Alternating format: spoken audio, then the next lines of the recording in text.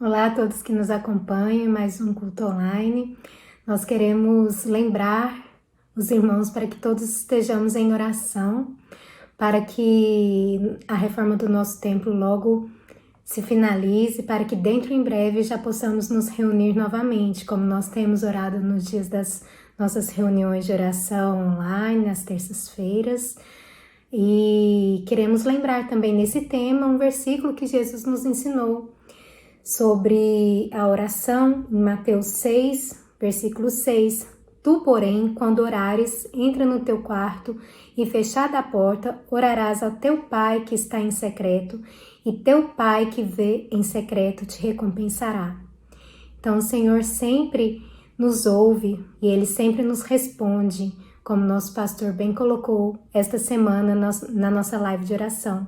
Que nós possamos ter essa vida de oração, ter uma vida de intimidade com o Senhor, através da oração, da leitura da palavra, que realmente tenhamos a nossa vida devocional, que é o nosso culto diário ao Senhor.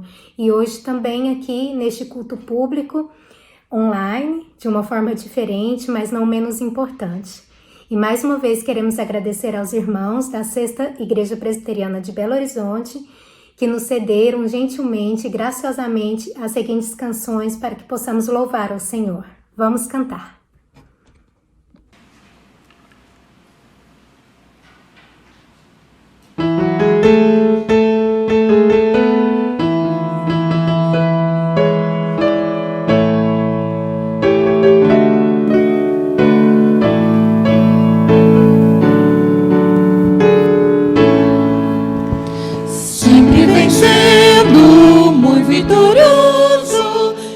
Jesus, o Senhor, é soberano, chefe bendito, em tudo Ele é vencedor.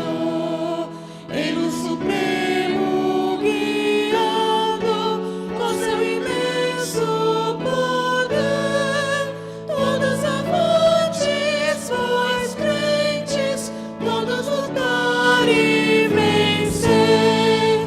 Não é dos fortes a vitória, nem dos que correm melhor, mas dos fiéis e sinceros que seguem junto ao Senhor, sempre vencendo, muito vitorioso, Cristo Jesus, o Senhor, em suas hostes inumeráveis, seu grande império e fulgor, em seu governo demonstra cuidado, amor sem igual, sempre nos ama e protege com seu poder eternal.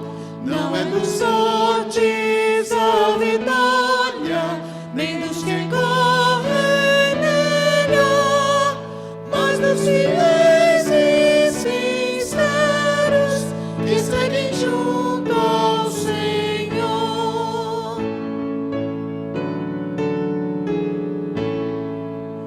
Sempre vencendo, muito vitorioso, Cristo Jesus, o Senhor, reis e vassalos, servos e chefes, querem também seu favor.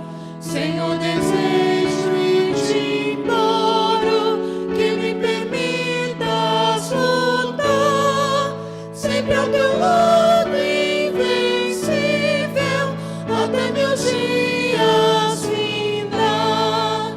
Não é dos sortes a vitória, nem dos que correm melhor, mas dos fiéis e sinceros que seguem junto ao Senhor. Nós vamos cantar agora a música infantil. Então, para os nossos irmãozinhos, para os nossos filhos queridos, para cantarem junto conosco. Deus é bom para mim. Na versão do 3 palavrinhas.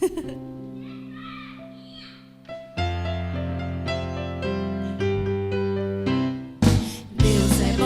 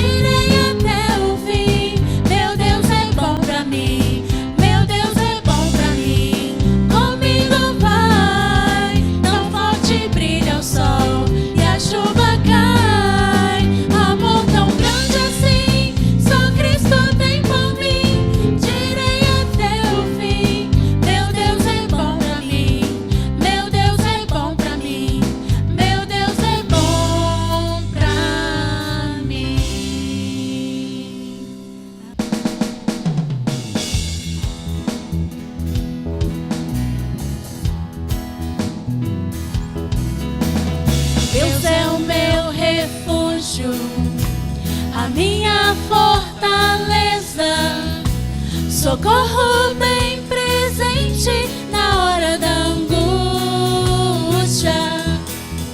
O Senhor é a porção, porção da minha herança, aquele que sustenta a minha sorte. Nenhuma arma forjada contra mim há de prosperar,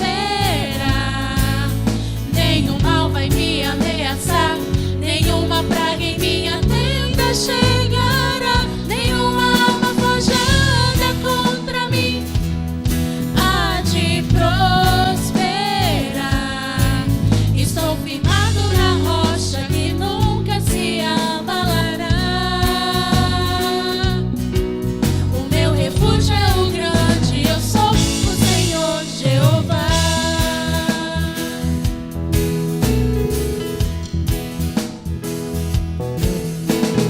Deus é o teu refúgio, a tua fortaleza, socorro bem presente na hora da angústia.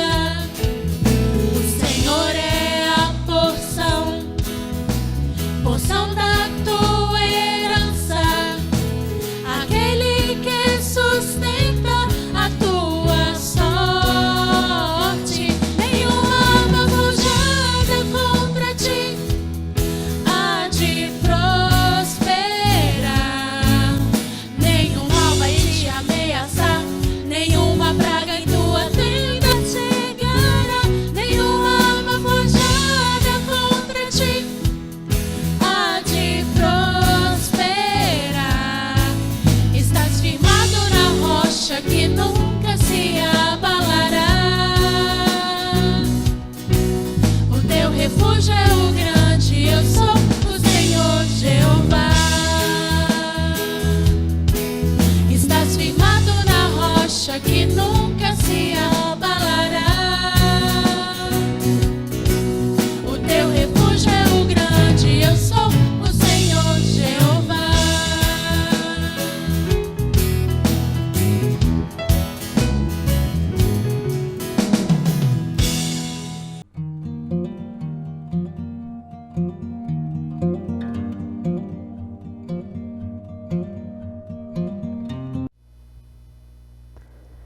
Olá, irmãos, muita alegria estar mais uma vez com vocês.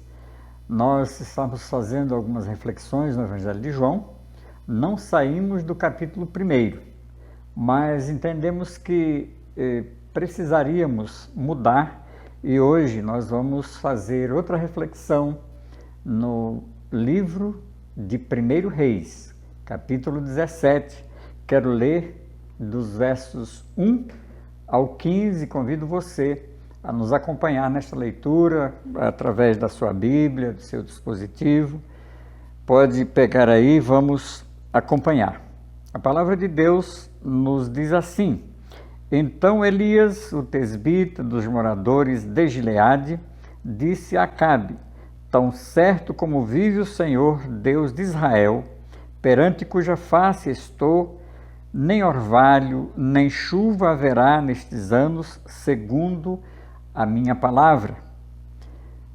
Veio-lhe a palavra do Senhor dizendo: Retira-te daqui, vai para a banda do Oriente e esconde-te junto à torrente de Querite, fronteira ao Jordão.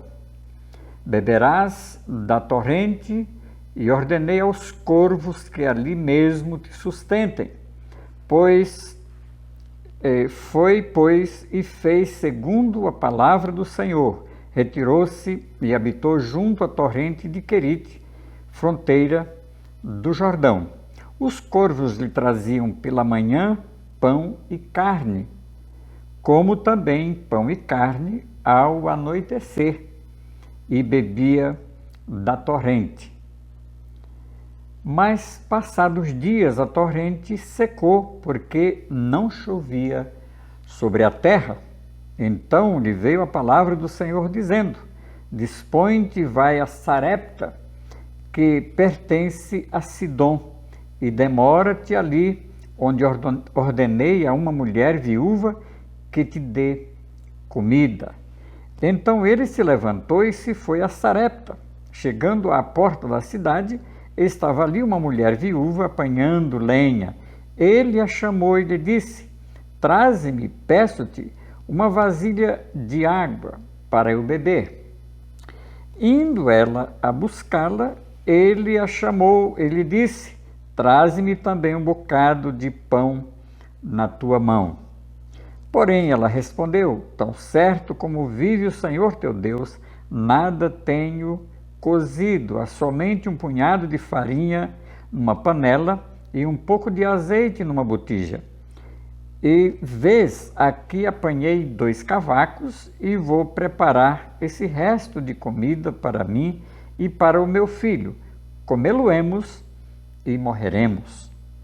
Elias lhe disse: não temas, vai e faze o que disseste, mas primeiro faze dele para mim um bolo pequeno e traze-mo aqui fora. Depois farás para ti mesma e para teu filho. Porque assim diz o Senhor Deus de Israel: a farinha da tua panela não se acabará e o azeite da tua botija não faltará, até ao dia em que o Senhor fizer chover sobre a terra. Foi ela e fez segundo a palavra de Elias. Assim comeram ele, ela e a sua casa muitos dias. Muito bem, oremos ao Senhor. Querido Pai, a tua palavra foi lida, precisamos expô-la, por isso, Senhor, nos abençoe para que tudo quanto falarmos aqui nos sirva para embasamento da fé e para que a tua palavra traga direção para todos nós. Em nome do Senhor Jesus nós te oramos. Amém. Queridos irmãos, o tema que queremos abordar hoje é um homem que se permite ser usado por Deus.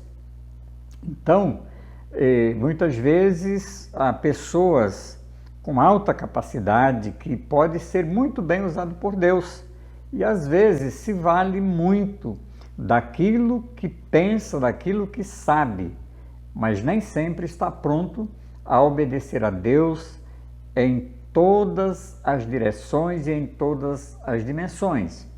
Aqui nós encontramos neste texto e neste livro de 1 Reis, tanto 1 Reis quanto 2 Reis, a história dos reis de Israel e também dos reis de Judá. E este Elias, ele surgiu como profeta na nação de Israel, aquela que a capital era Samaria, ou seja, das 10 tribos que começou a ser governada pelo rei Jeroboão I, filho de Nebate. Então a nação de Israel estava em crise profunda. Dos 6 últimos reis que precederam este atual, que era o Acabe, deles 2 foram mortos e um terceiro cometeu suicídio. Então agora está o Acabe reinando, e esse Acabe, ele foi o pior de todos os reis que governaram Israel, essas 10 tribos que formavam o reino do norte, ficando apenas as 2 tribos, a tribo de Judá e a tribo de Levi, com o Roboão, que era o filho de Salomão, ficando no reino do sul, onde a capital era Jerusalém. Aqui nós vemos que Israel, esse reino do norte, teve 19 reis em 8 dinastias. Nenhum deles andou na presença de Deus, nenhum deles caminhou com Deus, e Acabe de todos eles foi o pior. E como se não bastasse, ainda casou com uma mulher que era Jezabel, a pior mulher do mundo naquela época. O reino de Israel deveria ser uma teocracia, ou seja, Deus governando e usando o rei para conduzir o seu povo. Mas, infelizmente, aqui ela conseguiu introduzir aquele ídolo que era o deus Baal, o deus da fertilidade.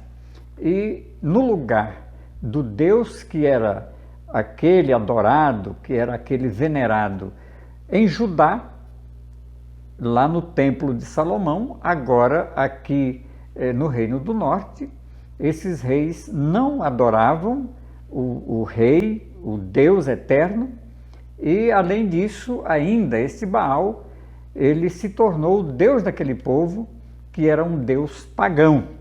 Então, Elias, ele aparece justamente nesse momento de uma crise sem precedente no reino de Israel, e agora então ele se apresenta ao rei Acabe, conforme está aqui no nosso texto, e aí nós vamos entender, a partir de então, o nosso tema, um homem que se permite ser usado por Deus. E, em primeiro lugar, esse Elias, ele apareceu na corte palaciana. Então, Elias nas cortes palacianas. Vamos entender este Elias, quem era ele. O texto fala que ele era o tesbita. O tesbita significa que era de uma cidade. Essa cidade poderia ser Tisbé ou Tesba. Era na região montanhosa de Gileade.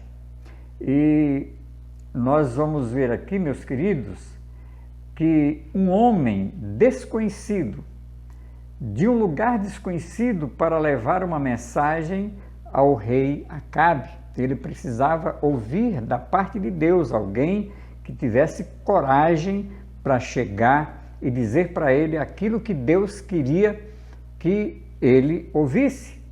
Então, ele chegou e disse para o rei: conforme a minha palavra, não vai chover aqui durante 3 anos e meio. Como é que nós sabemos que foram 3 anos e meio? Sabemos isso lá em Tiago, capítulo 5, os versos 17 e 18, quando lá está dito que Elias era um homem semelhante a nós, e ele orou com instância para que não chovesse. E então, 3 anos e meio ficou sem chuva. Depois ele orou novamente com instância e veio a chuva. A mensagem de Elias era urgente e também era poderosa. E aí ele entrega essa mensagem e em seguida Deus manda que ele saísse de lá. Então era segundo a palavra dele, não ia chover durante 3 anos e meio. Elias, ele era este homem, um homem que não tinha diploma, ele apareceu do nada, mas ele tinha uma mensagem profunda para entregar para aquele rei. Em segundo lugar, Elias, sendo este homem desconhecido, Deus manda que ele vá para o ribeiro de Querite, ou seja, ele tinha que ir para o deserto. Aqui ele estava na corte palaciana entregando uma mensagem que o rei tinha que seguir, mas o rei era desobediente, tanto ele quanto os que foram antes dele, e de todos esses ele era o pior. Então Deus tirou o profeta dos holofotes, das luzes, da mídia, por assim dizer, e aqui então ele envia este profeta para o deserto. E ele então fala para aquele homem que ele vai tomar água, enquanto houvesse água naquela fonte de Querite, ou naquele ribeiro. Mas se ele estava dizendo que não ia chover durante 3 anos e meio, com certeza sem chuva aquele ribeiro ia secar. E ele foi, obedeceu ao Senhor E imaginem vocês, Deus disse que ele iria ser sustentado pelos corvos. E a palavra de Deus nos diz aqui, nós vimos na leitura, que os corvos levavam para ele pão e carne pela manhã. E à tardinha também, ao anoitecer, também levavam pão e carne. Foi Deus quem mandou Elias para o deserto, para o Querite. E o deserto não é um acidente na trajetória de Elias, pelo contrário, é um norte, é uma orientação. E aqui, meus queridos, Deus muitas vezes trabalha no nosso deserto. Deus, às vezes, nos leva para um deserto, pode ser num sentido figurado, para nos trabalhar, antes de trabalhar através de nós. Deus pode te levar para o deserto para trabalhar em você e só depois para trabalhar através de você. Mas quando a fonte seca, Deus sabe exatamente aonde você está, como você está e onde você deve ir. Então, você está ali no GPS de Deus.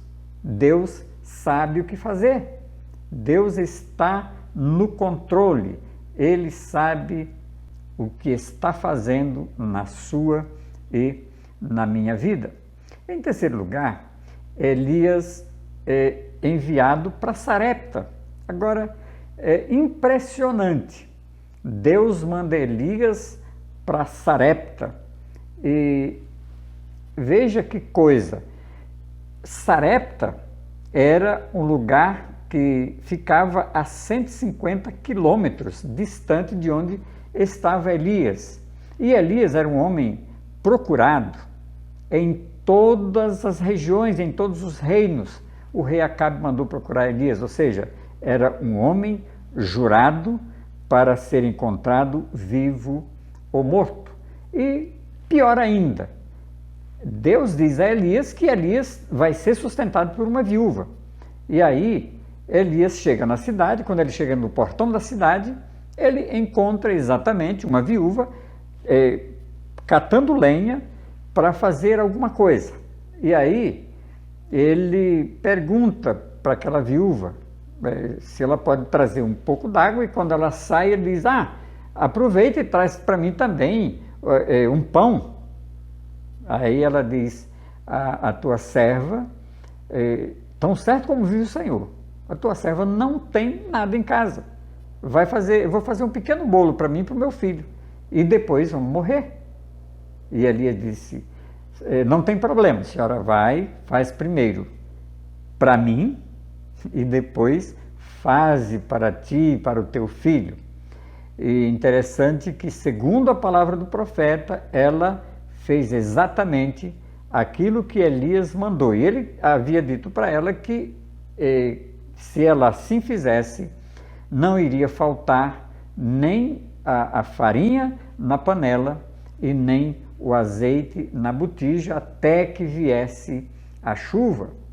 E a viúva, além de pobre, agora também ela ficou enlutada com a morte do filho. E o pior, meus queridos, é que ela acusou Elias de ser o responsável pela morte do seu filho. Se você olhar no texto, você vai perceber exatamente isso. E aí, Elias então pede o filho da viúva e ele pede que a entregue em seus braços. Elias não procura se defender. Ele foi acusado de ser o responsável pela morte do filho, mas mesmo assim ele não se defende. Muitas vezes, quando alguma coisa não dá certo para nós ficamos procurando meios de nos justificarmos, de nos defendermos, mas Elias não fez isso. Ele apenas disse: mulher, transfira sua dor para mim, ponha em meus braços o teu filho morto. E os mortos espirituais, meus queridos, precisam ser ressuscitados. E há muitos, e nós precisamos orar e agir na certeza de que só Deus pode trazê-los à vida. Em quarto lugar, Elias, ele vai para o Carmelo, e ali há um confronto espiritual. Que confronto é esse?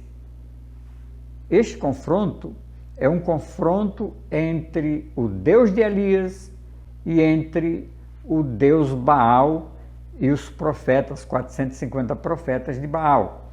E aí você já conhece a história. Ali, Elias falou para o rei que precisava haver uma convocação do povo, e era um momento em que 2 novilhos seriam oferecidos, 2 altares, 2 holocaustos. Sobre a lenha do holocausto, aí se colocaria um dos novilhos para o Deus Baal e outro novilho para o Deus de Israel. E interessante, Elias deu a preferência, a primazia, o primeiro lugar para os profetas de Baal. E ele disse que o povo não podia cochear entre 2 pensamentos: ou o povo servia ao Deus de Israel, ou o povo servia a Baal. Mas era necessário que um desses deuses respondesse com fogo, e este fogo deveria cair do céu e consumir o altar. E aí Elias então falou para aqueles profetas para colocarem no altar que eles fizeram, colocaram novilho, e aí rogar a Baal para que ele consumisse aquele altar através de fogo. E eles ficaram em volta e se penitenciaram e se cortaram ali diante daquele altar. E Elias, inclusive, num dado momento, diz: não, vocês precisam gritar mais alto, talvez ele esteja dormindo, ou tenha feito uma viagem, esteja ausente. Ele precisa responder por fogo. E quando eles não conseguiram, então Elias mandou jogar água, bastante água sobre aquele altar, até que ele rogou a Deus. Estava ali o novilho preparado, o holocausto. Ele tinha erigido 12 pedras representando as 12 tribos de Israel, não apenas aquelas 10 que formavam aquele reino, mas também as outras 2 tribos de Judá e Levi que ficaram com Roboão. Então 12 pedras. E aquele altar foi feito em cima dessas 12 pedras, e agora então ele ora, ele roga a Deus e diz que ele pede a Deus que responda com fogo, para que o povo reconheça que há Deus em Israel. E então veio a tocha de fogo, consumiu aquele altar, consumiu as pedras, consumiu tudo. E com isso o povo caiu de joelhos. Isso foi no Carmelo. Então era uma batalha espiritual. Elias, junto com o Deus do céu, o Deus eterno, contra Baal e os seus 450 profetas. E Elias acabou então matando aqueles 450 profetas que estavam pervertendo o povo de Deus. E aqui, meus amados, é interessante, né, a gente entender esse confronto, saber que Elias, um homem que foi retirado do palácio para o deserto, do deserto, ali Deus trabalhou no deserto a vida, lapidou a vida de Elias. Então agora ele vem para esta batalha, Deus lhe dá esta grande vitória, e Elias, ele quando pediu fogo, Deus lhe respondeu, confirmando que de fato ele era o profeta de Deus. E aí, em quinto lugar, Elias vai para a caverna. Por que ele vai para a caverna? Elias, ele recebeu uma carta da rainha perversa, do rei Acabe. E ela, nessa carta, dizia o seguinte: façam-me os deuses o que quiserem, se amanhã, a estas horas, eu não fizer a você Elias, como você fez com esses profetas de Baal. Então, ela ameaçou de morte que ele teria 24 horas até que ela desse cabo da vida dele. E aí, meus queridos, Elias se apavorou. Ele se apavorou, ele fugiu para não morrer. Imagine, enfrentar tudo que havia enfrentado, parecia um herói dos filmes, mas agora essa mulher o amedrontou de tal maneira que ele fugiu, e ele fugiu para o deserto. Ele estava cansado fisicamente, ele estava exausto. Elias, ele estava emocionalmente liquidado, derrotado, mas ele precisava de algo para refazer o seu ânimo. O que Elias precisava? Elias entra numa caverna. Nessa caverna, ele passa a noite. Antes disso, ele parou num determinado lugar, chegou onde tinha um zimbro, uma árvore, e ele, ao pé daquela árvore, ele pediu para Deus a morte. Ele disse: basta, cansei, eu não tenho mais o que fazer. Então, Elias, ele estava de fato aqui derrotado. Queridos, quero deixar aqui uma aplicação neste ponto para dizer que uma pessoa que está em depressão, como estava Elias, ela precisa de Deus, mas ela também precisa de gente. Ela não pode se afastar das pessoas que o amam, dos seus amigos. Então, Elias, ele havia se afastado, ele estava fugindo, ele estava em fuga. E agora, o que ele precisa? Ele, cansado fisicamente, exausto emocionalmente, ele precisava de sonoterapia, boa alimentação, desabafar com Deus, é claro, porque ele, afinal de contas, estava servindo a Deus. E ele precisava também de uma nova perspectiva de vida. Isso nós vamos ver aí no capítulo 19, 2 capítulos à frente, os versos 4 e 9. Elias pensou que estava sozinho. Quando ele entrou na caverna, que ele passou aquela noite, de repente, num dado momento, ele ouve a voz de Deus. Deus o visita na caverna. E aí, ele ouve a voz de Deus: que fazes aqui, Elias? E Elias responde: eu tenho sido extremamente zeloso para com o Deus de Israel. Mas o que fizeram? Mataram os teus profetas. E só eu fiquei, eu estou sozinho, e procuram tirar a minha vida. E aí, de repente, aparece um redemoinho, um vento, uma tempestade, que vem fendendo as rochas, mas Deus não estava naquela tempestade. Aí apareceu, de repente, um terremoto, mas Deus também não estava no terremoto. Apareceu também um fogo, mas Deus não estava no fogo. E de repente aparece um cício suave, uma brisa. E aí, novamente, vem a voz de Deus: que fazes aqui, Elias? E Elias dá a mesma resposta: eu tenho sido extremamente zeloso para com o Deus de Israel. Mas o que fizeram? Abandonaram o Senhor, mataram os teus profetas e agora procuram tirar minha vida. Porque só eu fiquei, estou sozinho. É autopiedade, irmãos. E a autopiedade mascara a sua visão. A visão de uma vida. Elias pensou que estava sozinho. Mas aí Deus diz assim: não, Elias, você está enganado. Eu reservei e preservei 7.000 que não dobraram seus joelhos a Baal e nem o beijaram. Volta pelo teu caminho. Teu ministério não terminou. Você tem que concluir e tem que concluir muito bem o teu ministério. Ou seja, todos nós temos um ministério a cumprir diante de Deus, na nossa caminhada. Então, meus queridos, vamos pensar que, assim como Deus fez com Elias, Deus quer também fazer conosco. E eu quero finalizar dizendo alguma coisa que está lá já no segundo livro dos Reis. Aqui nós vamos ter o arrebatamento de Elias, como que concluiu o seu ministério.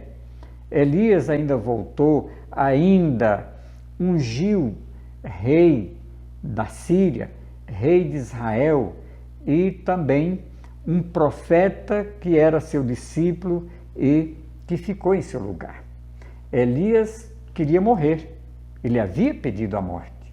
Ele disse, basta, mas ele não experimentou a morte. Tinha algo maravilhoso para acontecer ainda na vida de Elias.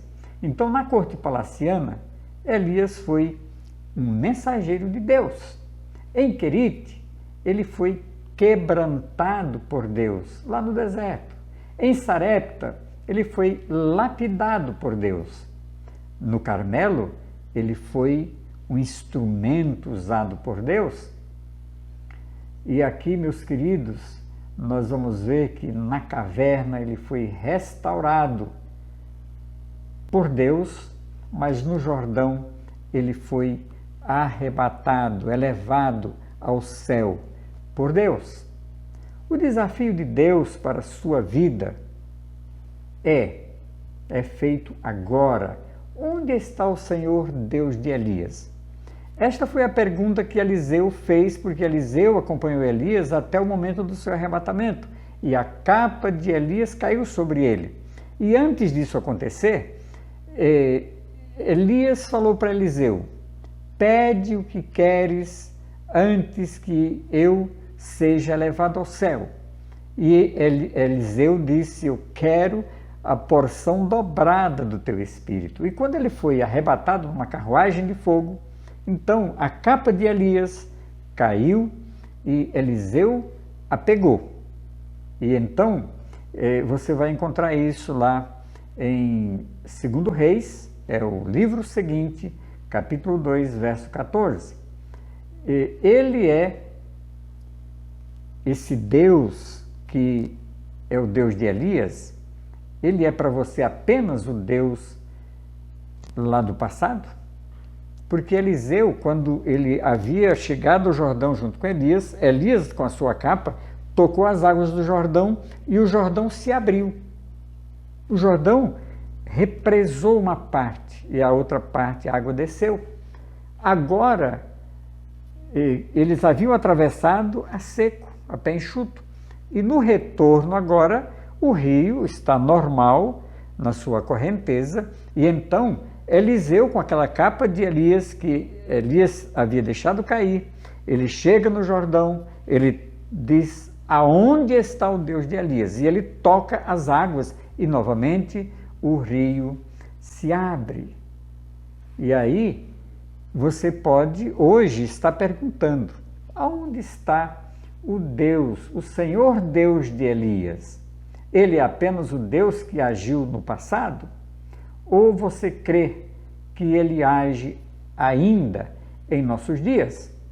Que ele opera maravilhas ainda hoje? Onde estão os Elias de Deus? Os Elias de Deus ainda estão aqui? Eles estão em nosso meio? Você quer ser um Elias de Deus? Você está pronto a ser levantado por Deus, quebrantado por Deus e lapidado por Deus? Você está pronto a sair da caverna e ser poderosamente usado por Deus? Esses questionamentos nós precisamos nos perguntar, meus queridos, se nós entendemos o que Deus fez com Elias e o que Deus pode fazer conosco nos dias atuais. Que Deus queira de fato nos usar como seus instrumentos aonde nós estamos na geografia de Deus. Quero que você reflita sobre esta palavra e pense no que você tem vivido durante esses dias e naquilo que Deus tem feito com você, por você e para você. Que Ele continue te abençoando e fazendo uso de você como seu instrumento. Curve sua cabeça e vamos orar. Deus amado, muito obrigado, Senhor, pela bênção de refletirmos sobre a Tua Palavra, encontrarmos nela a direção para as nossas vidas. Por isso, Pai, use-nos como instrumentos do Senhor para a glorificação do Teu nome, para sermos usados como portadores das boas novas do Evangelho, não apenas proclamando, mas também vivenciando, sendo pessoas discipuladas por Jesus através da Sua palavra, para este mundo de tantas dificuldades e que, pela mensagem, percebemos que aquele povo não era tão diferente do povo do nosso país. Assim nos ajude, Pai, e nos faça instrumentos do Senhor para vivenciarmos a Tua palavra de forma cabal. Oramos assim, agradecidos no nome de Jesus. E agora, irmãos, que a graça bendita de Jesus, o amor infinito de Deus, o nosso Pai, e as consolações do Espírito Santo de Deus repousem e permaneçam conosco, hoje e para todo sempre. Amém. Irmãos, que Deus lhes dê uma excelente semana.